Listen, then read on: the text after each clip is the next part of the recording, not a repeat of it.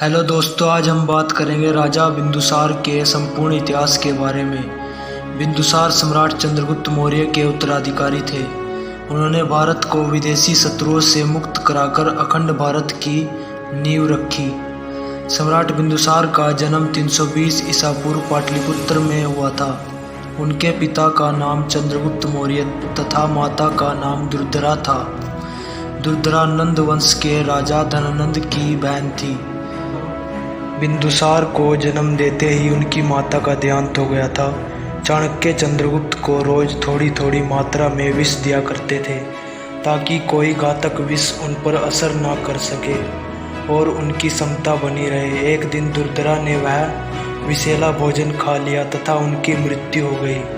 तब बिंदुसार उनकी कोख में थे। चाणक्य ने किसी प्रकार बिंदुसार को बचा लिया, पर विष की कुछ बूंदें उनके सिर तक पहुंच गई।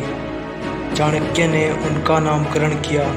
विष की एक बूंद उनके माथे पर ठहर गई, वहीं से उनका नाम बिंदुसार पड़ा तथा इसके अलावा भी उन्हें प्राचीन समय में अधिक नामों से जाना जाता था, जैसे अमित्रघात, शत्रुओं का विनाशक तथा जैन ग्रंथों में शीर्षेन और इसके अलावा वायु पुराण में भद्रसार कहा जाता था।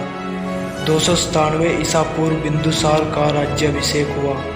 राजा बिंदुसार की 16 पटरानियां थीं, जिनमें सुभद्रांगी का नाम सबसे प्रचलित था तथा बताया जाता है कि बिंदुसार के 101 पुत्र थे, जिनमें अशोक, विताशोक और सुसीम का नाम प्रचलित रहा। सुसीम सबसे बड़े भाई थे। अशोक और विताशोक सुभद्रांगी के पुत्र थे। बिंदुसार को एक महान पिता का पुत्र और महान पुत्र का पिता कहा जाता था, क्योंकि वह प्रसिद्ध व पराक्रमी शासक चंद्रगुप्त मौर्य के पुत्र एवं महान सम्राट अशोक के पिता थे। बिंदुसार भी अपने पिता चंद्रगुप्त मौर्य की तरह महान और पराक्रमी राजा थे। बिंदुसार ने काफी बड़े साम्राज्य का शासन विरासत में प्राप्त किया।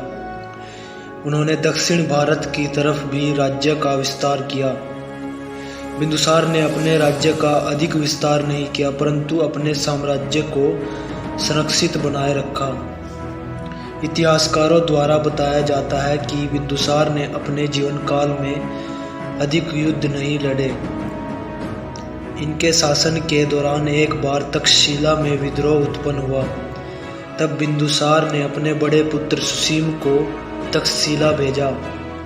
सुसीम विद्रोह को शांत करने में असफल रहा तथा दंगे और ज्यादा बढ़ गए। अब बिंदुसार ने अपने पुत्र अशोक को तक्षशिला भेजा।